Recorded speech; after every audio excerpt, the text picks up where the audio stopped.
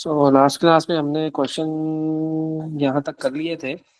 आई think सो बीच में रह गया था ये question. So which silicon chloride boils at 58 degree Celsius, which row shows the type of change when silicon chloride boils and the explanation. देखो, जब भी कोई चीज बॉयल हो रही होती है ना, जब भी कोई चीज बॉयल हो रही होगी तो सर इट्स अ आपकी फिजिकल चेंज। आ जाएगी आ जाएगी आ जाएगी। जब भी कोई चीज आपकी बॉयल हो रही होती है तो याद रखिएगा, it's a physical change. It's a physical change, remember. और जो है सिलिकॉन क्लोराइड ना, सिलिकॉन क्लोराइड का मतलब आपके पास 4 क्लोरीन एटम्स है, कुछ इस तरह से। तो हमने जो पढ़ा था केमिकल बॉन्डिंग में, वो तो अलग चीज पढ़ी थी। डायमंड था, ग्रेफाइट था, सिलिका था। आपने सिलिका को इससे मैच नहीं करना। This is something else, silica is something else. Silica was SiO2, that was a giant covalent structure. This is not a giant covalent. तो याद रखिएगा, इंटरमॉलिक्यूलर फोर्सेस हमेशा ब्रेक डाउन होती है जब भी आप किसी चीज को बॉयल करते हो। The covalent bonds are not going to be broken down. इसकी अच्छी सी मिसाल अगर मैं आपको दूं, मैं आपको कह रहा हूँ यार, मैंने वाटर को बॉयल किया। क्या किया मैंने?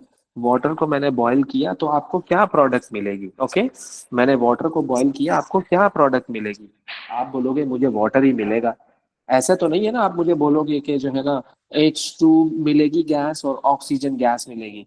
इसका मतलब ये है कि तुमने वाटर को ही ब्रेक डाउन कर दिया। How is that possible? के यार, वाटर में कोवेलेंट बॉन्ड होता है, इतना भी वीक नहीं होता कि तुम उसको 8 से ब्रेक डाउन कर दो। ऐसा भी नहीं है, मतलब बात समझ रहे हो? तो हमेशा इंटरमॉलिक्यूलर फोर्सेस ब्रेक डाउन होती है। जब आप लिक्विड वाटर को हीट करोगे तो आपको प्रोडक्ट क्या मिलेगा? Gas, water vapour.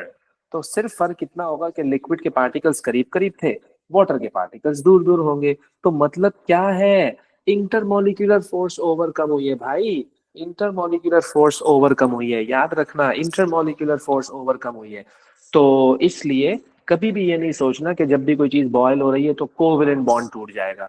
तो इसलिए मैंने डी ऑप्शन को टिक नहीं किया, मैंने सी ऑप्शन को टिक किया। कॉन्सेप्चुअल बात बता रहा हूँ, कोवेलेंट बॉन्ड नहीं टूटता।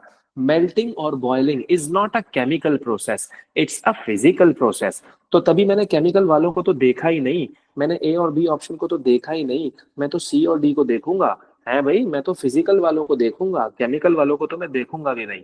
ओके, तो इसलिए मैंने सी ऑप्शन को यहाँ पर टिक किया है। 2 gram sample of calcium carbonate reacts with dilute hydrochloric acid as shown, which change in condition makes the reaction proceed more slowly। ये जो क्वेश्चन है ना बेटा, ये रेट ऑफ रिएक्शन से रिलेटेड है। ये क्वेश्चन जो है वो रेट ऑफ रिएक्शन से रिलेटेड है। ओके, तो रेट ऑफ रिएक्शन बेसिकली हमने उसमें कुछ फैक्टर्स डिस्कस किए थे, इफ यू रिमेम्बर। कि मैंने आपको कहा था कि rate of reaction depends on concentration, pressure, catalyst, temperature. तो वो कह रहा है कि ऐसी कौन सी कंडीशन है जिससे रिएक्शन स्लो हो रहा है भाई? जिससे रिएक्शन स्लो हो रहा है, option A, increasing the acid concentration. नहीं भाई नहीं, कॉन्सेंट्रेशन ऑफ एसिड बढ़ाने से तो rate of reaction becomes faster. क्या कहते हो?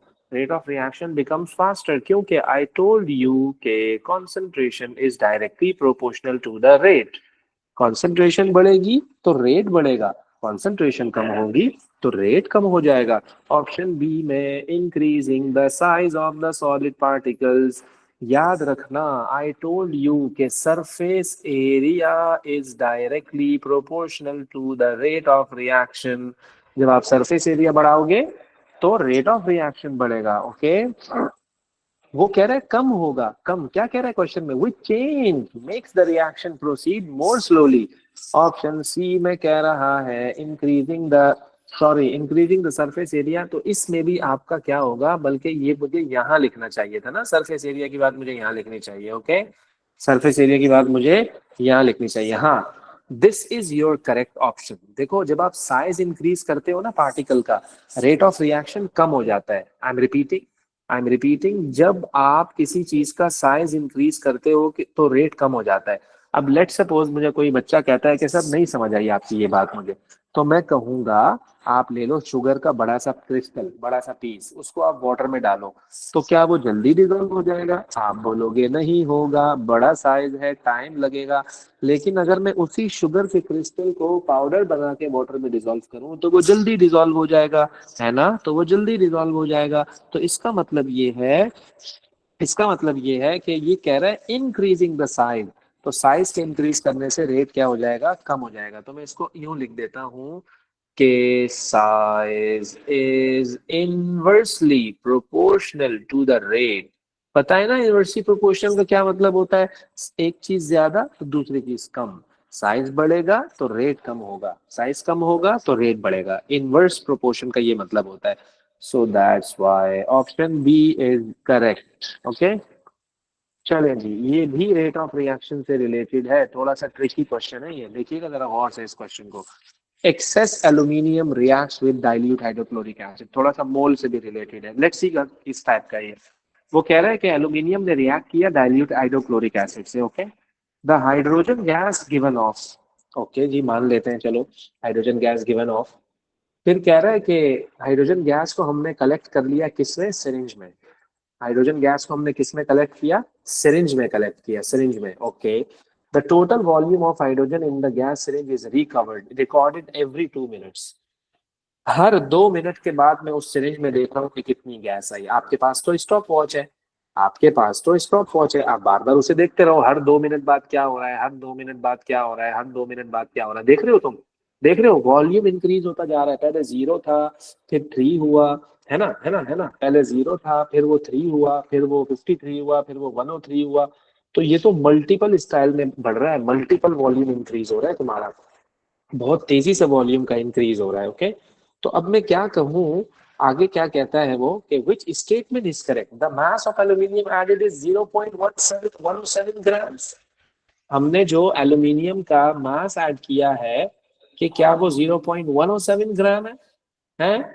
तो मुझे तो कहीं से भी देखकर नहीं लग रहा है कि हमने इतना मास ऐड किया है। क्या कोई क्वेश्चन में कोई कोई हिंट दी हुई है आपको, कोई इशारा इन्होंने दिया है कि कितना मास ऐड किया है एल्यूमिनियम का? No, only the time and the volume is given to you. Only the time and the volume is given to you. Bhai, how can I determine the mass here by looking at only this data? No. Option B says that the mass of aluminium added cannot be determined from the information given. Yes, this is correct. क्योंकि जो information मुझे question में इसने दी है, I can not say how much the mass of aluminium is added. Okay, let's suppose अब से some of you are thinking that sir why not C option is correct? The highest rate of reaction is 71.5 centimetre cube पर minute है भाई, highest reaction इसका ये है। तो देखो ऑप्शन सी में, अच्छा पहली तो बात ये है, आप रेट कैसे निकालोगे? मेरी बात को बहुत गौर से सुनना है आपने। आप रेट कैसे निकालोगे? ओके, रेट कैसे निकालोगे? Rate means change in volume per unit time. आपने पता है क्या करना है? इसको डिवाइड करवाना है इससे, 3/2, 53/4, 103/6, 131/8, 141/10, 143/12, 143/14। आप जब डिवाइड करवाओगे ना बेटा, आपके पास रेट आ जाएगा। क्या आएगा? रेट आएगा सेंटीमीटर क्यूब पर मिनट। रेट का क्या यूनिट होगा? सेंटीमीटर क्यूब पर मिनट। वो कह रहा है हाईएस्ट रेट। हाईएस्ट रेट वो होता है जिसमें आपको सबसे ज्यादा वॉल्यूम मिला। हाईएस्ट रेट क्या होता है? जिसमें आपको सबसे ज्यादा वॉल्यूम मिला। सबसे ज्यादा वॉल्यूम किस में मिला आपको? इस वाले में ना। आप इसको डिवाइड करवा के देख लो, देखो क्या ये आ रहा है। आप इसको डिवाइड करवा के देखो, 143 को 143 को जब आप डिवाइड करवाओगे किससे? 14 से, तो द आंसर वुड बी 10। ये क्या कह रहा है? 71.5। ओ भाई बिल्कुल ही गलत, doesn't make sense. No, C is also wrong option. मैं डी की तरफ आता हूँ, मैं डी की तरफ आता हूँ। The highest rate of reaction is when acid concentration is highest. The highest rate of reaction is when the acid concentration is highest. भाई ऐसा जरूरी थोड़ी है, तुम्हारे इस पे भी तो डिपेंड कर रहा है ये। क्या कहते हो? एल्यूमिनियम पे भी तो डिपेंड कर रहा है बेटा, कि आप एल्यूमिनियम पाउडर फॉर्म में ले रहे हो या उसको तुम बड़ा सा क्रिस्टल फॉर्म में ले रहे हो। उस पर भी तो रेट डिपेंड करेगा ना। क्या कहते हो? उस पर भी तो रेट डिपेंड करेगा। तो इसलिए याद रखिएगा, ये सिर्फ HCl की कॉन्सेंट्रेशन पे डिपेंड नहीं कर रहा है रिएक्शन, ये एल्यूमिनियम पर भी डिपेंड कर रहा है कि आपने एल्यूमिनियम, कहीं ऐसा तो नहीं है तुम्हारे हाथ में एक बड़ा सा पीस था, बड़ा सा ब्लॉक था एल्यूमिनियम का, और तुमने डायरेक्ट एल्यूमिनियम HCl में डाल दिया, तो फिर तुम क्यों एक्सपेक्ट कर रहे हो कि रेट तुम्हारा हायर होगा। बात समझ रहे हो? दोनों दोनों दोनों डिपेंड कर रहे हैं रेट ऑफ रिएक्शन पे, दोनों डिपेंड कर रहे हैं रेट ऑफ रिएक्शन में, फिर इसने क्यों एक का नाम लिया। तो इसलिए आपका डी ऑप्शन भी गलत है। So that's why option B मगर इज सर करेक्ट ऑप्शन। बोलो। लिखा है the highest rate of reaction is when the acid concentration is highest. तो जिस रिएक्शन में कॉन्सेंट्रेशन सबसे ज्यादा है उसमें रिएक्शन सबसे ज्यादा ही होगा। उसने ये तो नहीं कहा the highest rate of reaction हाँ, इज अब मैं व्हेन आपको बताता हूँ ओनली कि इसका क्या द मतलब है acid is exactly exactly. Highest. लेकिन देखो, इसमें मसला पता है क्या है, मसला इसमें ये है कि इन्होंने जो रिएक्शन हमें दिया है, ये क्यों दिया है कि आप इसको कंसीडर करो। ये रिएक्शन इसलिए दिया है कि आप इसे देखो, ये सारा सिलसिला इस रिएक्शन से हो रहा है भाई, ये सारी चीजें इस रिएक्शन के थ्रू हो रही हैं। तो मैं कैसे इग्नोर कर दूं इस एल्यूमिनियम को। हाँ हाँ हाँ हाँ, अगर ये रिएक्शन ना दिया होता, ना ही एल्यूमिनियम होता मेरे सामने, तो मैं फिर बोलता हाँ यार ये बात बिल्कुल सही है, ये बात सही है, मैं गलत नहीं कह रहा, लेकिन इस रिएक्शन के लिए सही नहीं है। बता रहे, तो मेरी बात समझ आ रही है क्या कहना चाह रहा हूँ मैं। जी। हाँ जी, तो इसलिए चलें जी, बढ़ते हैं जरा आगे। ये बताइएगा जरा, पहले पहले आप सोचो, फिर मैं आपको बताता हूँ। बहुत बहुत आसान क्वेश्चन है, इक्विलिब्रियम से रिलेटेड है। फॉरवर्ड बैकवर्ड, फॉरवर्ड बैकवर्ड, और ये दो इन वन है, रेट ऑफ रिएक्शन भी है और इक्विलिब्रियम भी।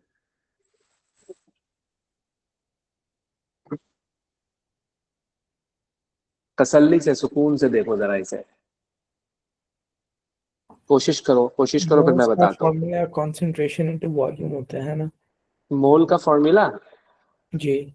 मोल is equal to concentration times volume, yes exactly. Okay. और मास अपॉन मॉलिक्यूलर मास भी होता है, वॉल्यूम अपॉन 24 भी होता है, नंबर ऑफ पार्टिकल्स वाला भी होता है, लेकिन डिपेंड करेगा इनमें वैल्यूज कौन सी भी है, अकॉर्डिंगली फिर हम फॉर्मूला अप्लाई कर रहे होते हैं।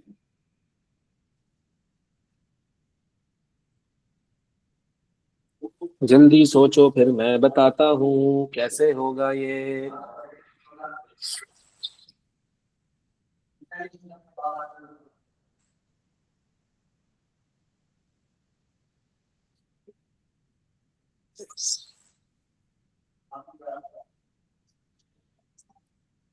क्वेश्चन में कहता है 157.75 gram of bismuth chloride is used to make 500 cm cube of solution using distilled water.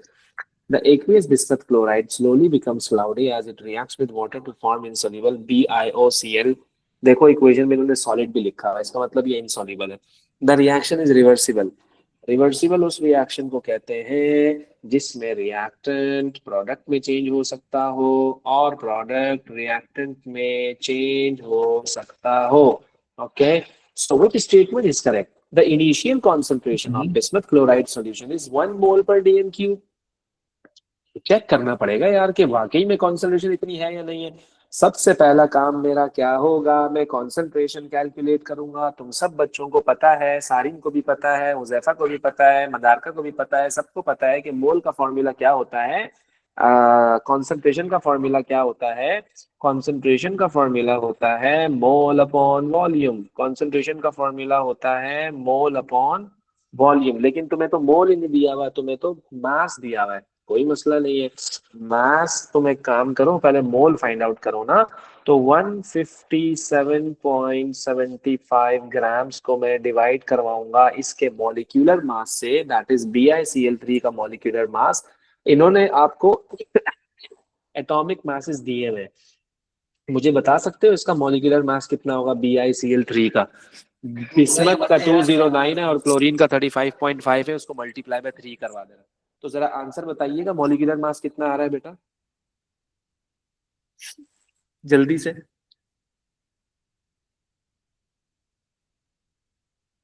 जल्दी करना यार, टाइम कम है बेटा।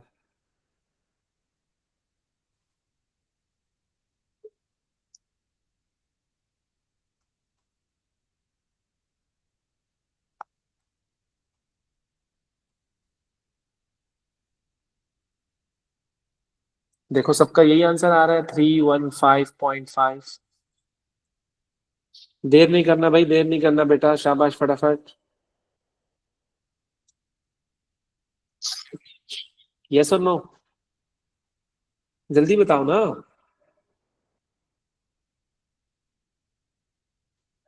जल्दी बताओ भाई।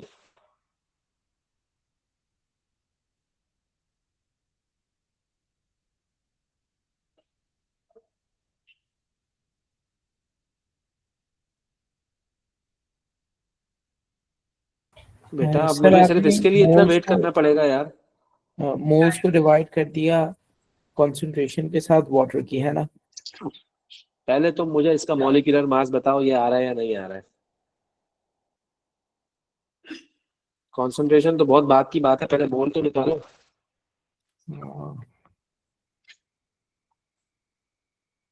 अच्छा, BiCl3 का मॉलिक्यूलर मास क्या होगा?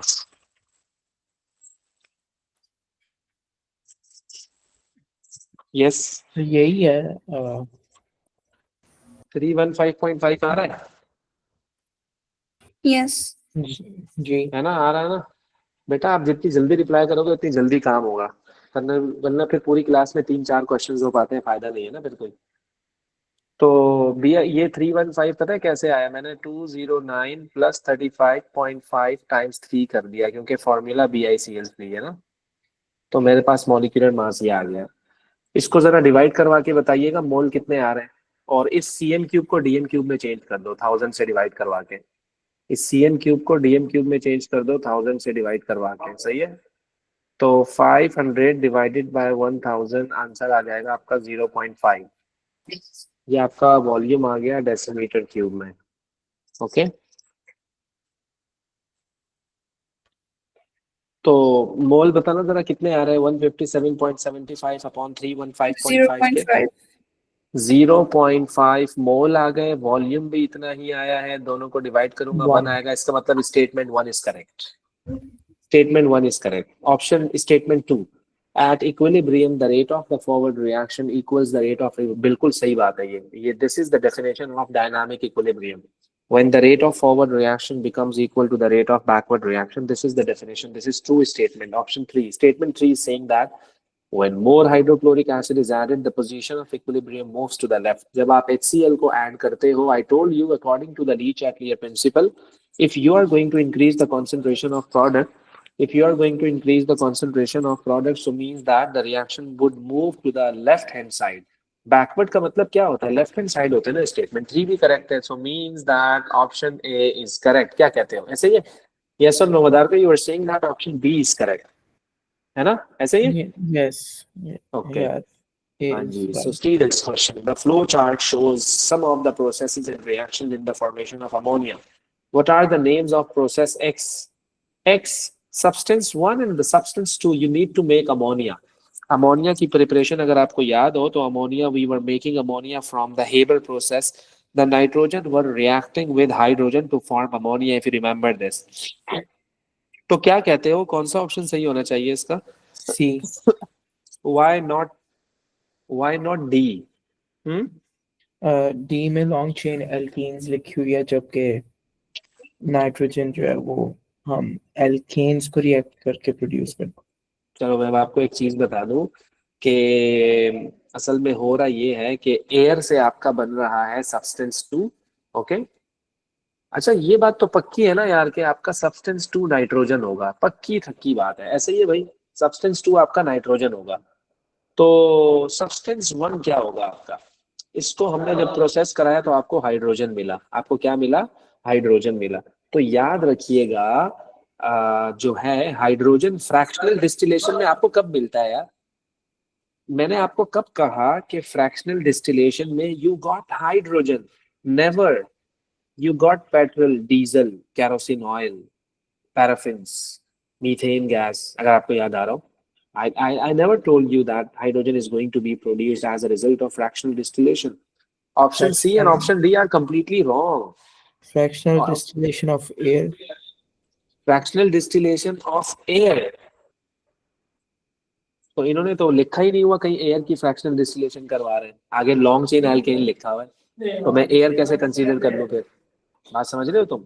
हाँ, क्रैक करवा लो तुम उसको, तुम्हें हाइड्रोजन मिल जाएगा। क्रैक करवा लो तुम, क्रैक क्रैक से तुम्हें मिल जाएगा, मसला ही नहीं है कोई। So substance one is the ये long होगा chain फिर। alkane, and obviously A option is correct क्योंकि that's the nitrogen.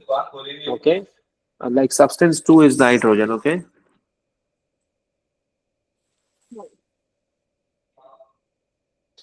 थोड़ा सा टेक्निकल क्वेश्चन है, ऑर्गेनिक से रिलेटेड है ये। तो सब्सटेंस टू आपका हो गया नाइट्रोजन। और अब यूं भी पहचान सकते हो ना कि यार इसमें भी नाइट्रोजन आ रहा है, इसमें भी नाइट्रोजन आ रहा है, लेकिन ये इसलिए सही नहीं है क्योंकि इसमें फ्रैक्शनल डिस्टिलेशन आ रहा है। अपने ऑप्शंस को कम करते जाओ, सही तक जल्दी पहुंच जाओगे। ये देख लो जरा 21, फिर मैं बताता हूँ आपको।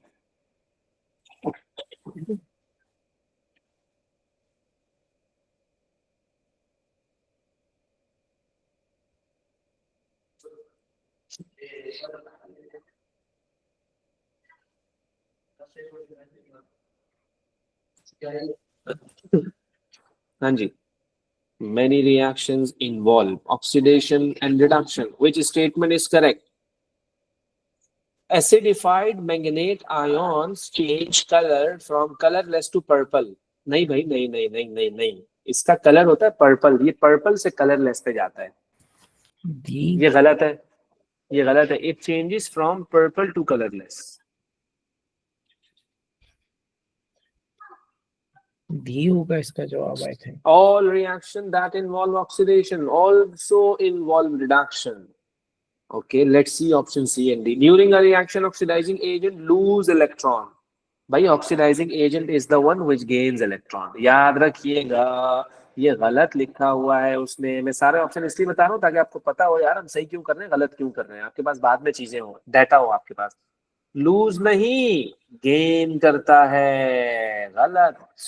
Reduction is the loss of hydrogen, man, reduction is the gain of hydrogen, it's not loss of hydrogen. That's why B is correct. Okay जी, देखो देखो देखो, what do you mean by the term redox? Red and ox, red बोले तो reduction and aux बोले तो oxidation. तो जहां रिडक्शन है वहां ऑक्सीडेशन है, बात समझ रहे हो। जहां गफूर है वहां शकूर भी होगा, फिर पक्की बात है। चलो जी 22 का बताइएगा जरा, question number 22।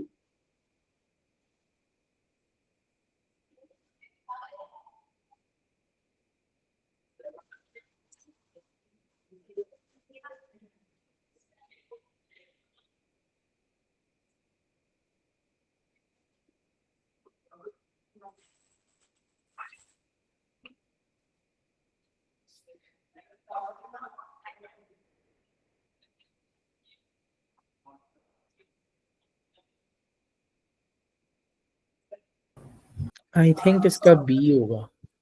B for ball, okay, so let me see this question।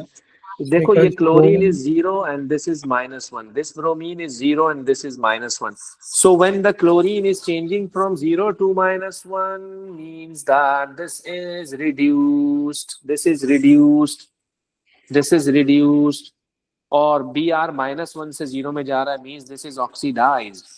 So जो ऑक्सीडाइज होता है वो रिड्यूसिंग एजेंट होता है, जो रिड्यूस होता है वो ऑक्सीडाइजिंग एजेंट होता है।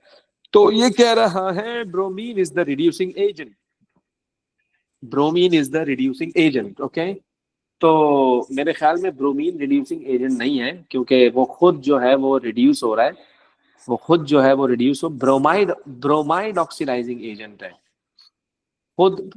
-1 से 0 पे जाने का मतलब क्या है, -1 से 0 पे जाने का मतलब क्या है, इलेक्ट्रॉन का गेन कर रहा है, लॉस कर रहा है, क्या कहते हो, क्या कहते हो, इलेक्ट्रॉन का गेन कर रहा है, लॉस कर रहा है, जल्दी बताओ। सर सवाल रिपीट कर सकते हैं सर? -1 से 0 पे जा रहा है, it's going to gain electron और द लॉस ऑफ इलेक्ट्रॉन, ये ये यहाँ से यहाँ लूज जा हो रहा गया है। ना। ये लूज हो गया, तो लॉस ऑफ इलेक्ट्रॉन क्या होता है, ऑक्सीडेशन या reduction? Loss of electrons is reduction, और जो रिड्यूस होता है वो नहीं भाई, क्या हो ऑक्सीडाइजिंग गया, एजेंट एक होता मिनट एक मिनट एक minute, loss of electron is oxidation यार, क्या हो गया बेटा, है। हाँ, loss of electron is oxidation, तो लॉस ऑफ डी इलेक्ट्रॉन ही इज है। ऑक्सीडेशन। तो मींस दैट ए इज गलत, ए इज रॉन्ग, क्योंकि ए में कह रहा है वो ऑक्सीडाइजिंग एजेंट है। ऑक्सीडाइजिंग एजेंट के लिए शर्त क्या है, उसको खुद को रिड्यूस होना चाहिए, उसको खुद को रिड्यूस होना चाहिए। तो बी में bromine is the reducing agent, नहीं ये भी गलत है, क्योंकि ब्रोमीन -1 से 0 पे जा रहा है, -1 से 0 पे जा रहा है। तो -1 से 0 पे जाने का मतलब ये है कि वो ऑक्सीडाइज हो रहा है। क्या कहते हो? ऑक्सीडेशन इज लॉस, तो इलेक्ट्रॉन्स और लूज तो कर वो जाते रिड्यूसिंग एजेंट होगा, लेकिन हैं। ब्रोमाइड रिड्यूसिंग एजेंट होगा ना, इसलिए ब्रोमीन क्यों लिखा हुआ है ऑप्शन बी में? ब्रोमाइड रिड्यूसिंग एजेंट है ना, हाँ, के बी आर में। हाँ ना, देखो छोटी छोटी गलतियां हैं। फिर सी में कहता है chloride ions are the reducing agent. नहीं भाई, नहीं भाई, नहीं, क्लोराइड रिएक्टेंट में कहां से आ गया? Sharing is saying that option D is correct. Yes, option D is correct. 22 का ऑप्शन डी इज करेक्ट, याद रखिएगा। क्यों पता है क्यों? Chlorine is changing from 0 to -1, so 0 to -1 का मतलब it's going to be reduced. Something reduced means that this is an oxidizing agent. This is an oxidizing agent. So that's why D is your correct option. Okay? ऐसा ही है जी। चले जी आगे आइए जरा question number 23 पर। ये भी आसान है, आसान क्वेश्चन है, ट्राई करो जरा, फिर मैं बताता हूँ। 25। यस, छोड़ दिया क्या वो? 24 देखना पहले जरा, मैं नीचे चला गया। 23 देखिएगा जरा।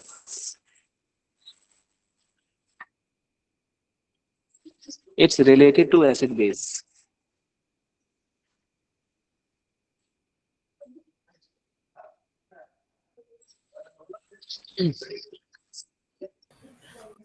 उसने एल्कली कहा है, इसका मतलब उसमें OH होगा, Exactly. तो उसकी pH हमेशा ग्रेटर देन 7 होती है। Exactly. हाँ जी, B for ball is correct, right? So B is correct. B is correct क्योंकि कह रहा है कि greatest concentration in an aqueous alkali. Alkali means OH ion, OH ion, OH ion, और acid means H ion. और हमेशा alkali की pH is greater than 7, acid की pH is less than 7. That's why option B for ball is correct. B for ball is correct. Okay.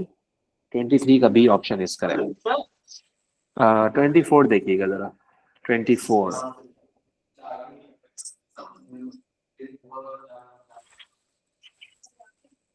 24 24 24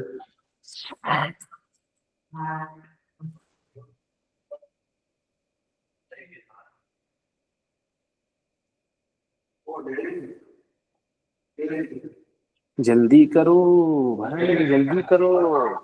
sir उसने कहा है कि सोचना। हाँ बोलो। लेक एसिडिक भी है और उसकी pH 7 भी है।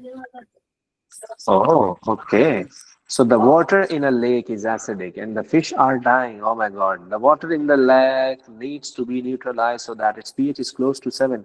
देखो एसिडिक पीएच में आपको बेस डालना पड़ेगा। Which compound is added in excess to neutralize the water in the lake? Calcium carbonate, phosphoric acid क्यों डालोगे और एसिडिक हो जाएगा? Potassium hydroxide. तो पोटेशियम हाइड्रोक्साइड डालोगे या कैल्शियम कार्बोनेट डालोगे? You need to decide between that. Both are bases, both are bases, both are bases. क्या कहते हो? यही तो चक्कर है इसमें, बोथ आर बेसिस भाई। पोटेशियम हाइड्रोक्साइड अगर तुमने डाला ना, अगर potassium hydroxide is strong base, is a strong base, is a strong base. Strong base अगर तुम डालोगे तो वो पीएच 7 थोड़ी होगी, और बढ़ जाएगी। बात समझ रहे हो? तो आपको स्ट्रॉन्ग बेस नहीं डालना होता कभी भी। पोटेशियम हाइड्रोक्साइड, अब ये कैसे पता लगेगा स्ट्रॉन्ग बेस है? जितने भी ग्रुप 1 के मेटल्स होते हैं ना, उनके साथ अगर OH आ रहा होता है, हाइड्रोक्साइड आ रहा होता है, वो स्ट्रॉन्ग बेस होते हैं, याद रखिएगा। तो calcium carbonate is the weak base. तो हमेशा कोशिश करो कि वीक बेस ऐड करो, उसको आराम से न्यूट्रलाइज कर देता है वो। स्ट्रॉन्ग बेस अगर करोगे तो बहुत ही आगे निकल जाओगे, बल्कि वो बजाय इसके कि न्यूट्रल हो, वो बेसिक पीएच पे चला जाएगा। तो तुम्हारा मसला हल नहीं होगा। तुम्हें न्यूट्रलाइज करना है तो पोली पोली चलो, बिल्कुल स्लो स्लो चीजें ऐड करो और माइल्ड चीजें, माइल्ड कंडीशंस रखो। एसिडिक लेक की जो पीएच होती है ना, वो इतनी ज्यादा कोई एसिडिक थोड़ी होता है कि बंदा गिर गया तो बंदा ही खत्म हो गया। इतना ज्यादा एसिडिक नहीं होता वो, स्लाइटली एसिडिक होता है। तो स्लाइटली एसिडिक को कम करने के लिए, मतलब उसको न्यूट्रलाइज करने के लिए, you are not suppose to add very strong base. No, weak से भी काम चल रहा है तो काम चला लो। So that's why option A is correct. कोई क्वेश्चन है तो पूछ लो। कार्बन डाइऑक्साइड नहीं रिलीज होगी इससे। होने दो कार्बन डाइऑक्साइड, तुम्हारा वाटर तो वो हो जाएगा ना, न्यूट्रलाइज हो जाएगा। और एक बात और मैं आपको बता दूं, वो कार्बन कार्बन डाइऑक्साइड कब रिलीज डाइऑक्साइड होती है? देकर। कोई मसला नहीं है, कोई मसला नहीं है, होने दो, लेकिन आपका वाटर न्यूट्रल हो जाएगा, ये भी बात है ना। हम्म, हाँ जी। लेकिन लेकिन एक बात याद रखो, अगर तुमने पोटेशियम हाइड्रोक्साइड डाल दी ना, वो काम खराब कर देगा। वो न्यूट्रल के से भी ऊपर ले जाएगा, बजाय इसके कि 7 हो, वो 7 से भी ऊपर ले जाएगा। 8 9 10 11 12 13 पे ले जाएगा तुम्हें, वो स्ट्रॉन्ग बेस है भाई। ये ख्याल करना जरा। 25 का जरा देखिएगा बेटा, 25 का।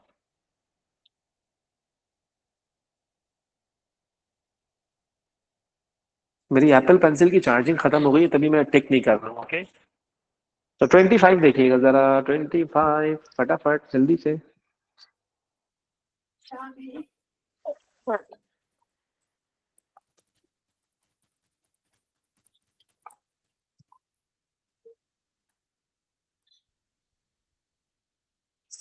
अबे जल्दी करो भाई, जल्दी जल्दी जल्दी। Which pair of reagents is used in a laboratory to prepare a sample of pure barium C. sulfate? पहले सोचना पड़ेगा, बेरियम सल्फेट सॉल्यूबल है या इनसॉल्यूबल है। Barium sulphate is insoluble, barium sorry, sulphate is insoluble. और insoluble salt को बनाने के लिए आई डी टोल्ड होगा ये। You that you need to add the two soluble salts, you need to add the two soluble salts। तो इनमें से आपने देखना है कि दोनों soluble salts कौन से हैं, दोनों soluble salts कौन से हैं। तो क्या कह रहे थे आप? D option, D for doctor, yes. Yes, क्योंकि ये दोनों हाँ, सॉल्युबल। ये अच्छा, दोनों मतलब दोनों soluble है, सॉल्युबल ओके। सॉल्ट्स होने चाहिए। सो व्हाई नॉट सी, मदारका, व्हाई नॉट सी? सी ही होना चाहिए, क्योंकि दोनों सॉल्युबल सॉल्ट्स होना चाहिए। So why not D? Why not uh, D? जब हम इन बेरियम सल्फेट इनसॉल्युबल है ना, तो इनसॉल्युबल सॉल्ट प्रिपेयर करने के लिए दो सॉल्युबल सॉल्ट्स चाहिए होते हैं, तो बेरियम प्रेसिपिटेशन। हाइड्रोक्साइड soluble नहीं है, बेरियम हाइड्रोक्साइड। मगर सल्फ्यूरिक एसिड एक सॉल्ट थोड़ी है। नहीं बेटा, ये कॉन्सेप्ट नहीं है इसमें, याद रखिएगा मेरी ये बात। ये कॉन्सेप्ट नहीं है इसका जो आप बता रहे हो ना। तो असल में होता ये है कि बेरियम क्लोराइड से बेरियम सल्फेट बन रहा है, और नीचे डी ऑप्शन में भी बेरियम सल्फेट बन रहा है। लेकिन मसला ये है कि वो कॉन्सेंट्रेटेड सल्फ्यूरिक एसिड है। तो सल्फ्यूरिक एसिड का जो कंटेंट है वो आपके सॉल्ट में मिक्स हो रहा होगा। देखो कॉन्सेंट्रेटेड है ना, कॉन्सेंट्रेटेड है। तो ये टाइट्रेशन के थ्रू होगा, टाइट्रेशन के थ्रू एक्सपेरिमेंट होगा, ये acid base reaction. Acid base reaction titration है। तो टाइट्रेशन से तो सॉल्युबल सॉल्ट बनता है। बात को समझना मेरी जरा गौर से, दोनों मिक्स मिक्स है, तभी मैं आपको डिफरेंशिएट करने के लिए बता रहा हूँ। देखो ए और बी तो टोटली गलत है, क्योंकि बेरियम कार्बोनेट ऊपर ए और बी में दिया है, वो इनसॉल्युबल है। मुझे दो सॉल्युबल चाहिए, दैट्स इट। फैसला यही हो गया, ए और बी गलत है। जिसको सॉल्युबिलिटी रूल्स नहीं पता वो ये क्वेश्चन नहीं कर पाएगा। मैं थोड़ा सा करेक्शन कर दूं, सॉल्युबिलिटी रूल्स इसके लिए याद होने चाहिए आपको। तो barium chloride and sodium sulphate, तो इन दोनों को जब आप मिक्स करोगे तो आपका बेरियम सल्फेट आराम से बन जाएगा। लेकिन डी में it's titration reaction, acid based reaction, which जो है ना is not suitable to prepare this salt. तो इसलिए the best option is to use, that is C. Okay, that is C. Pure barium sulphate C से बनेगा, D में purity नहीं आएगी आपके पास। इसको मैं रेफर करूंगा कि आप एसिड बेस के जो मेरे नोट्स हैं मैंने ग्रुप पे शेयर किए हैं मैं ऑलरेडी। आप उसको एक दफा दफा गो थ्रू कर लोगे ना, तो उसमें मैंने सॉल्युबिलिटी रूल्स को मेंशन किया हुआ है। तो सॉल्युबिलिटी रूल्स को याद करने के बाद टाइट्रेशन वगैरह, और मैंने सॉल्ट के 3 मेथड्स डिस्क्राइब किए हुए। एक्सेस बेस मेथड है, टाइट्रेशन से करवाते हैं, और प्रेसिपिटेशन रिएक्शन है। इन तीनों को अच्छी तरह से देखने के बाद जब आप ये करोगे ना, तो आपको और बेटर वे में अंडरस्टैंडिंग होगी आपकी। तो पहले अपनी थ्योरी स्ट्रॉन्ग करो, फिर क्वेश्चंस किया करो। आप थ्योरी के बगैर अगर क्वेश्चंस करोगे ना, तो आपका कॉन्फिडेंस लेवल डाउन हो जाएगा। आप अपने बारे में ये सोचोगे कि मुझसे तो क्वेश्चंस हो ही नहीं रहे। तुम्हारी गलती नहीं है उसमें, तुमने थ्योरी नहीं देखी ना। ऑब्वियसली जो भी थ्योरी नहीं देखेगा उससे क्वेश्चन नहीं होगा। इट डजंट मीन दैट कि उस बच्चे को कुछ नहीं आता, नहीं, ऐसी बात नहीं है। आप पहले theory, then you can do the question. Okay, तो ये क्वेश्चन लाजमी आपने जो है ना वो करना है। तो देखिएगा जरा question number 26। Yes, try this question.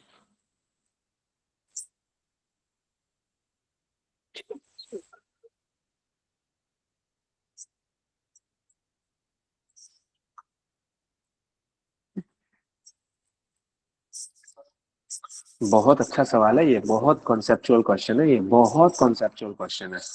It's related to atomic structure and bonding.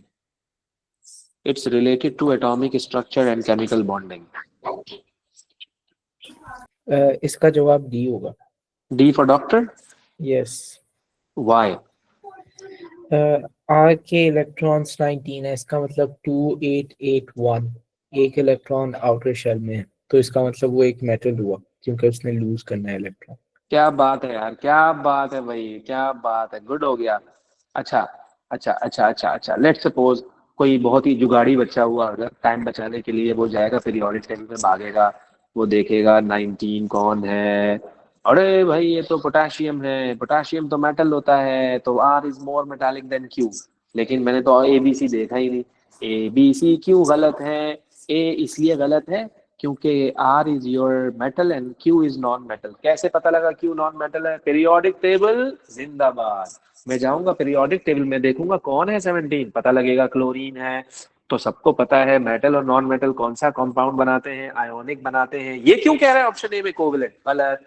B में कह रहा है क्यू फॉर्म्स पॉजिटिव आयन। क्यों भाई? नॉन मेटल कब से पॉजिटिव बनाने लग गया? नॉन मेटल तो नेगेटिव बनाता है। बी भी गलत हो गया। सी देखेंगे, सी कह रहा है R has more outer shell. बिल्कुल गलत, एकदम गलत। आर के आउटर शेल में एक इलेक्ट्रॉन है, क्यू के आउटर शेल में 7 इलेक्ट्रॉन है।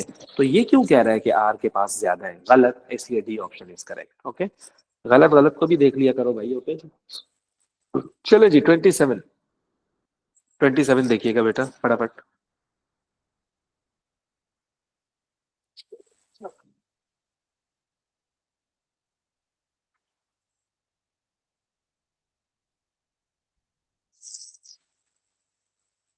बी। बी। मैं बी। कहता हूं कि बी फॉर बॉल ना। Hmm. Why not, why not A मदार का, व्हाई नॉट ए? ये हेलोजेंस थोड़ी हैं जो डायटोमिक होंगी। अरे क्या बात है, अब्दुल्ला जमान कहता है B, B for ball. Yes, B is correct. ये कोई हेलोजेंस थोड़ी है जो डायटोमिक होंगे, ये तो नोबल गैसेस हैं। नोबल गैसेस तो अकेले रहना पसंद करती हैं। Helium, neon, argon, krypton, xenon, radon, ये सिंगल है, ये सिंगल स्टेबल है। इन ये हेलोजेंस की तरह नहीं है। F2Cl2 Br2 I2 AT2 ये डायटोमिक नहीं है, इसलिए third statement is incorrect. So 1 and 2 only. ये तो बहुत ही आसान क्वेश्चन है। 28। 28 तो I think so you are suppose to tell me each and everything. सबसे हम मुखातिब हैं इस time, you all people should solve this question. वैसे तो सारे ही कर रहे हो, लेकिन ये खास हम खास है, बहुत इजी है, it's a baby question. A. A why not B मदार का, why not B for ball? There isn't a strong attraction between the protons and the neutrons. There is a strong attraction between the nucleus and the electrons, and it's an असल electrostatic में देखो attraction. देखो देखो ना, देखो मैं आपको बताता हूँ, मेल्टिंग पॉइंट का मतलब होता है देखो statement B is also correct, you know. I am not saying that statement B is incorrect, ये मैं आपको बता दूं, स्टेटमेंट बी सही है। लेकिन इस स्टेटमेंट को एक्सप्लेन नहीं कर रही है कि आयरन का मेल्टिंग पॉइंट ज्यादा है। मेल्टिंग पॉइंट रिलेटेड होगा मेटालिक बॉन्डिंग से। मेटालिक बॉन्डिंग क्या होती है, याद है ना आपको? Electrostatic force of attraction between the cation and sea of delocalized electrons. तो बेटा इसकी मेटालिक बॉन्डिंग स्ट्रांग है, तभी तो मेल्टिंग पॉइंट ज्यादा है। तो ए ऑप्शन में उसने मेटालिक बॉन्डिंग की डेफिनेशन लिखी हुई है यार, इसी वजह से ही तो इसका मेल्टिंग पॉइंट ज्यादा है। ओके, अब सी क्यों गलत है? सी तो बिल्कुल ही नॉनसेंस वाली बात की है कि आयरन का स्ट्रक्चर डायमंड जैसा है। क्या बात कर दी यार, डायमंड तो जाइंट कोवेलेंट है, आयरन कहाँ से आ गया? आयरन तो मेटालिक है। फिर डी में कह रहा है iron is an alloy and alloy have different physical properties. Iron कब से एलॉय आ गया यार? आयरन प्योर एलिमेंट है, पीरियोडिक टेबल में दिया हुआ है। मैं को आपको और हिंट दूं अच्छी सी, एलॉय वो होता है जो पीरियोडिक टेबल में नहीं होता। बात समझ जाओगा सब तुम। तो A option is correct for this question. Option A is correct for this question. Option A is correct for this question. Okay ji.